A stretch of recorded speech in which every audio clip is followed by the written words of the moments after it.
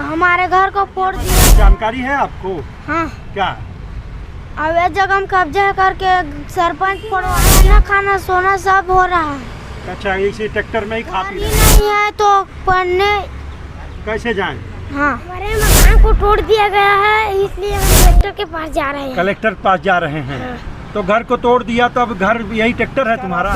सवाल 24, मैं हूँ श्री प्रकाश तिवारी। इस समय मैं बूढ़ा तालाब हूँ। आप देख सकते हैं ये ट्रैक्टर है और ये ट्रैक्टर में पूरी तरह से घर बना हुआ है। आप देख सकते हैं ये एक व्यक्ति है और 3 बच्चे हैं और आप देख सकते हैं कि एक ट्रैक्टर में पूरा घर बना हुआ है। मैं आपको पूरी कहानी बताने से पहले मैं आपको ये पूरे ट्रैक्टर को दिखा देता हूँ कि एक ट्रैक्टर में किस तरह से घर बना हुआ है। घर के पास जिसे अंदर में खाने पीने के सामान और तमाम चीज़ें हैं और देखा जाए तो एक ट्रैक्टर में घर बना हुआ है। पूरी बात ये बताना चाहूँगा कि ट्रैक्टर में आखिर घर क्यों बना, आखिर ऐसी क्या बात है कि जो ट्रैक्टर में घर बनाना पड़ा।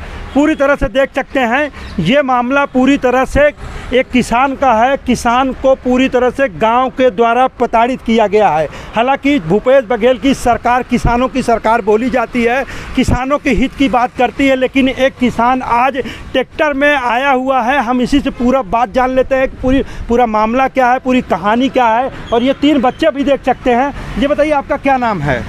देवनारायण लहरे। देवनारायण जी, क्या पूरा मामला है? आप ट्रैक्टर में घर बना लिए हैं, क्या मामला है पूरा? मामला ये है कि अवैध जगह में तुम्हारा कब्जा है करके ग्राम पंचायत एवं ग्रामीणों द्वारा मेरे मकान को अवैध तरीक़ा से भरी बरसात में 21/7/2023 को तोड़ दिया गया है, जिसके चलते अब मुझे ये एकमात्र ये ट्रैक्टर जिसमें रहना खाना सोना बसना सब करना पड़ रहा है। भरी बारिश में मेरी मकान को तोड़ दिया गया। मकान को तोड़ने वाले कौन लोग हैं? ग्राम पंचायत एवं शीतला समिति के लोग। ग्राम पंचायत के तहत नोटिस जारी हुआ था। उस नोटिस में मेरे को खसरा नंबर 320 का मिला है। और नायब तहसीलदार यहाँ से नोटिस आया था, उसमें खसरा नंबर 820 का मिला है। तो इनकी कार्यवाही पूरी फर्जी पाई जाती है। लेकिन ग्राम पंचायत के प्रतिनिधित्व करने वाले लोग थाने को ऊपर दबाव बना करके इस मामले को पूरा ठंडा बस्ते में डाल रहे हैं। कोई उचित कार्रवाई नहीं की जा रही। लेकिन आपका घर वो कैसा था? पक्का मकान था? कैसा था वो? हाँ, मेरा घर पक्का मकान था। पहले मकान था वो जर्जर हो चुका था, इस नाम से मैं अभी फिलहाल बनाया था। हाँ, और पक्के मकान को तोड़ दिया? पक्के मकान को तोड़ दिया गया है। अच्छा, आप सरपंच से आपकी कोई ऐसी दुश्मनी थी? आखिर सरपंच ने ऐसा कदम क्यों उठाया? नहीं, ऐसी कोई दुश्मनी नहीं थी, पर अवैध कब्जा है करके पहले मोहल्ले वाले लोगों ने सरपंच के साथ में मिल कर के ये सब कार्यवाही किया गया है। और 7/6/2023 को गांव के शीतला समिति द्वारा मीटिंग करके मेरा लगानी भूमि को भी जो 15 साल से बो रहे थे। कितना खेत है आपका लगानी? 6 एकड़ खेत है। क्या हुआ लगानी भूमि को? लगानी भूमि को शीतला समिति एवं ग्रामीणों सरपंच एवं पंचायत द्वारा ऐसा निर्णय दिया गया है कि इनका लगानी भूमि को भी कोई रेक पे नहीं बोएगा, कोई किसी प्रकार से भी मदद नहीं करेगा, लेन देन बातचीत सब बंद रहेगा।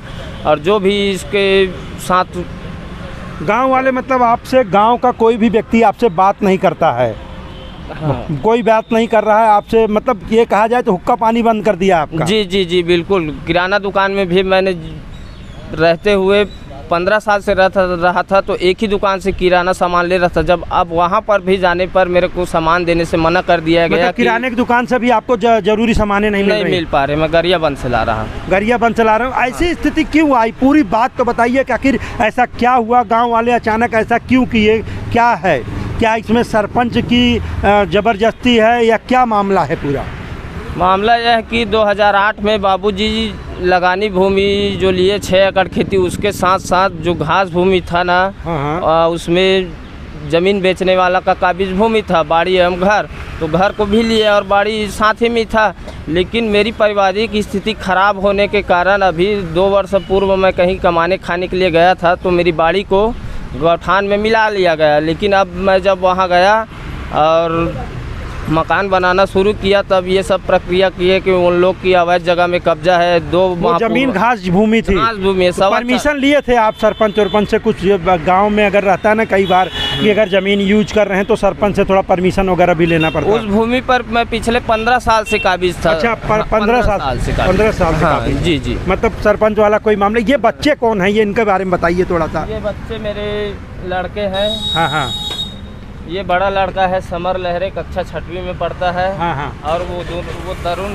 क्या नाम है बेटा तुम्हारा? समर कुमार लहरे। कैसे आए हो, क्यों आए हो यहाँ? हमारे घर को फोड़ दिया गया है सरपंच। हाँ हाँ।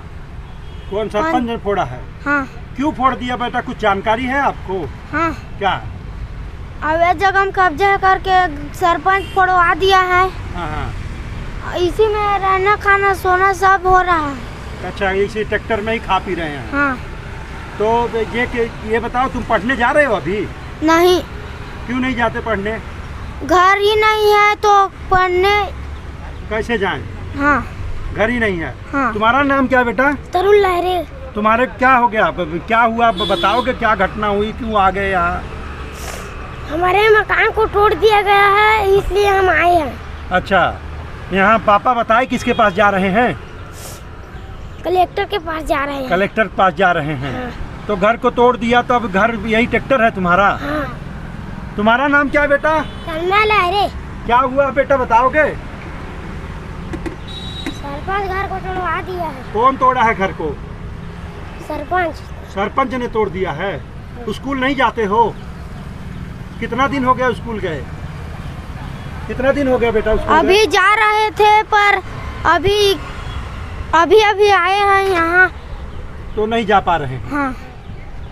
निश्चित तौर पे देख सकते हैं कि ये छोटे छोटे बच्चे हैं और ये लहरे जी हैं। लहरे जी का घर नहीं है, घर तोड़ दिया गया है, जिसके कारण ये तमाम तरह की समस्याएं आ रही हैं। अपनी गुहार जो है शासन प्रशासन और मुख्यमंत्री तक पहुंचाने के लिए बूढ़ा तालाब, राजधानी रायपुर के बूढ़ा तालाब पे आए हुए हैं और ये अपनी बात सरकार तक पहुँचाना चाहते हैं कि मुझे इंसाफ दिया जाए। हालाँकि ये कांग्रेस की सरकार जो है वो किसानों की सरकार है, लेकिन एक किसान आज मजबूर है और रोड पर रहने के लिए मजबूर है। तो बताइए ये कि आपने इसको कलेक्टर तक ये बात पहुंचाई?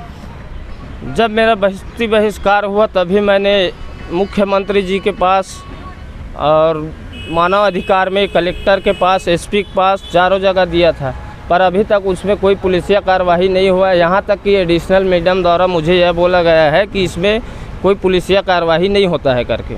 अच्छा, इसमें पुलिसिया कार्रवाई नहीं की? किसने कहा? एडिशनल मैडम ने। एडिशनल मैडम ने कहा कि इसमें हम तुम्हारी मदद नहीं कर सकते, पुलिसिया कार्रवाई नहीं होती बोले। तो कौन सी कार्रवाई होगी पूछे नहीं? अब जब वो अधिकारी वैसा बोल रहे तो और किससे पूछने का सवाल ही पैदा नहीं होता है सर। तो मैंने अपने तरीक़ा से ये बात माननीय मुख्यमंत्री जी को पहुंचाने के लिए हाँ, और कुरुद भी गया था जब वो संकल्प शिविर में आए थे तो, लेकिन वहाँ कार्यकर्ताओं की भीड़ होने के कारण उनसे मुलाकात नहीं हो पाई थी। तो मैं रायपुर आया। रायपुर में आने के बाद फिर उनके निवास स्थल पर बोले कि आवेदन छोड़ दो, हाँ। उसके बाद आप चले जाओ ऐसा करके। अच्छा। तो मैं बोला कि 2 महीना पूर्व और आवेदन छोड़ा था, उसका कोई निराकरण नहीं निकला, फिर आवेदन छोड़ने बोल रहे हो? किस उम्मीद से आए हो कि आपको क्या लगता है कि मैं राजधानी जा रहा हूं तो मेरी कुछ मांगे पूरी होंगी? आप 150 किलोमीटर 100 किलोमीटर के आसपास से आए हैं। मेरी मांग यही है कि उसमें उचित कार्रवाई किया जाए, जो भी दोषी पाया जाता है उनके खिलाफ कार्रवाई किया जाए और इस मामले में पूरे अच्छी बारीकी से छानबीन किया जाए कि क्या सही है क्या गलत। मुझे ऐसा प्रताड़ित एकदम बहुत सारे सरपंच द्वारा, ग्राम पंचायत शीतला समिति द्वारा बहुत प्रताड़ित किया जा रहा है कि तुम बाहर गांव के हो, ऐसा करके पूरा ये सब रवैया अपना रहे हैं वो लोग। तो आपके समाज के लोग भी तो उस गांव में रहते होंगे जहां आप रह रहे हैं? समाज के लोग रहते हैं 8-10 घर के, पर उन लोगों के ऊपर भी यही दबाव है कि यदि वो लोग मेरी मदद करते हैं तो उनके ऊपर भी मेरे जैसे बस्ती बहिष्कार का नंबर न लग जाए। अच्छा, बस्ती बहिष्कार हो जाएगा। हाँ। तो आपको राशन भी किराने दुकान से नहीं लेने नहीं मिल पा रहा है। मैं गया था, पता किया, उसके बाद वो बोले कि ऐसा ऐसा बात है, हम लोग देंगे तुमको सामान, तो फिर हमारे ऊपर भी ऐसा होगा। भरी बरसात में मकान को तोड़ दिया। उसके बाद जब बच्चों की समस्या को देखते हुए एक भले इंसान ने बच्चों को रखूँगा, जो भी इसमें अब मेरे को भी भले बहिष्कार दे करके रखे थे, लेकिन जब हमने ये सब ट्रैक्टर में रहना बनाया तब से यही रह रहे हैं। अच्छा। हाँ। मुख्यमंत्री जी से कुछ कहना चाहेंगे? आपकी बात। मुख्यमंत्री जी से यही कहना चाहता हूँ कि इस मामले में अच्छी तरीक़ा से जांच करवाएं और जो भी दोषी पाया जाता है उनके खिलाफ कड़ी से कड़ी कार्रवाई किया जाए। आज मेरी खेत एक आय का साधन था जिसको बोने से वंचित कर दिया गया है। आप खुद नहीं लगाए अपना खेत को? नहीं, मैं 3 बच्चे हैं, खेती करूं कि इन बच्चों को नहला खिला करके स्कूल भेजूं। मेरे को खेत जाने का तो वो बन ही नहीं रहा है, कोई चारा है। अच्छा। अब मेरे खेत को ऑलरेडी बोने वाले किसान थे, हाँ। रेक पे बोते थे, उन लोगों को शीतला समिति द्वारा यही निर्णय दिया गया है कि कोई भी इसका खेत खार गांव में कोई भी बोता है तो उनके खिलाफ भी ऐसा कार्रवाई करेंगे, ऐसा करके।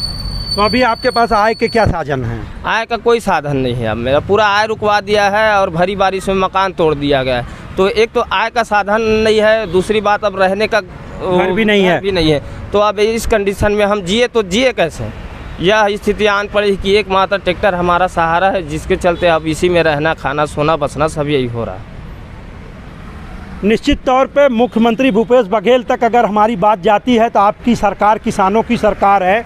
एक किसान अपना ट्रैक्टर लेकर रायपुर की बूढ़ा तालाब में आया हुआ है और अपनी गुहार लगा रहा है कि मेरे घर को तोड़ दिया गया, मुझे खेती नहीं करने दिया जा रहा है और तमाम तरह की समस्याएं हो रही, गांव से बाहर निकाल दिया गया, बहिष्कार कर दिया गया है।